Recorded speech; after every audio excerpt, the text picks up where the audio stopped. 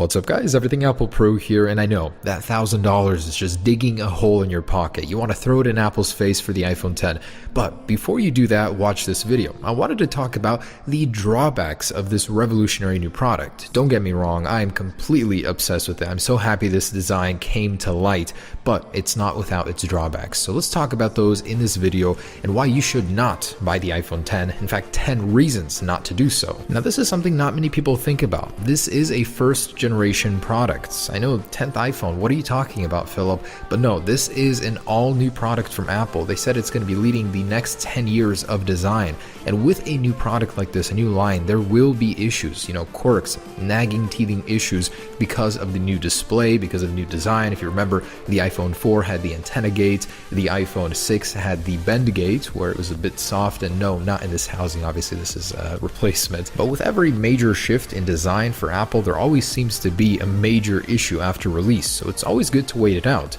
Now for example, for me personally, when you're getting a new car, a new platform that has just been developed, there always seems to be a major issue with it. For me, it was the oil consumption on my A4 fixed in the next year's model. And oh boy, this one does not need to be said, the price. The number one reason why most people will not be buying the iPhone X. But it's just ridiculous how expensive this thing has got, and by buying it, you're basically telling Apple that that's okay, and really, I don't think it is. I think it's a little bit overpriced for what it is. The competitors have very similar displays at a lower price point, because that's essentially what you're paying for with the iPhone X, the display. And I think it's completely ridiculous to pay $150 just to go from 64 to 256 gigabytes in a phone. I know there is a NAND flash storage shortage that was created by the iPhone X, but wow, that is just ridiculous. And say you get the entry-level iPhone X with 64 gigabytes. For a phone so capable, so full of so much fun stuff you want to do with that camera, how is it going to last? I think that's just not enough storage for the base model. And I know Apple has the new video and photo codecs to take up less storage on your device. There's iCloud storage if you really need it,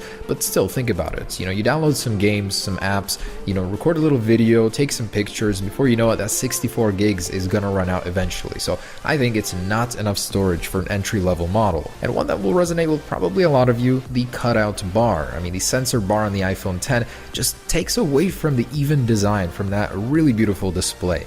There was a better solution. A Redditor posted this image, and honestly, I would not be opposed to that, or with software to hide the notch. It just seems that a lot of people are very unhappy with that design, and maybe just another reason on your list to not get it. And one that honestly worries me, going from a plus-sized phone to the iPhone X, you're actually getting cropped content. So a lot of your images, your video is going to be smaller because the display is slimmer. It's more in line with the iPhone 7 display. Yes, it's taller, but your content will still appear a little different. And because of that cutout bar, it's actually going to make a lot of your existing apps a pain to look at, just because it's going to be in the way. And there's actually a couple crafty solutions for this by some developers on Twitter, which I really liked. So Apple could do some great stuff with the software and with the notch. For example, scrolling, having this dynamic scrolling behavior. I think it's really cool. And from another developer, he solved the issue of the scrolling bar, which currently in the simulator just goes behind the notch. That's actually really neat. I would love to have that on my iPhone X. Probably not something Apple would do though. And here's one that actually worries me. People that had a chance to view the iPhone X hands-on are saying the display is not that bright. Compared to the Galaxy Note 8, the iPhone 7 Plus, which has the same rated nits as the iPhone X at 625, appears very dim in a very brightly well-lit room. So I'm definitely hoping the next generation fixes that, but for now, that's an issue we're going to have to deal with. And the whole Face ID thing. Face ID has its own conveniences, say your fingers are wet or dirty and you can't scan it normally with Touch ID, but it also has its detriments as well. Compared to Touch ID, you're going to have to look at your phone every single time to unlock it, and it doesn't seem as fast as Touch ID to me. I'll definitely have to test that though. And I really hate the fact that Apple is forcing you to buy things to use your iPhone X naturally. First off, fast charging can't be activated without this expensive power brick, and you can't even plug in your brand new iPhone X into your MacBook without having to buy an adapter or new cable. And for those still on the fence, here's something to make you a little bit more optimistic about your current device. If you have an iPhone 7 or 6s, these are still benchmark chart toppers. They are incredibly fast. Yes,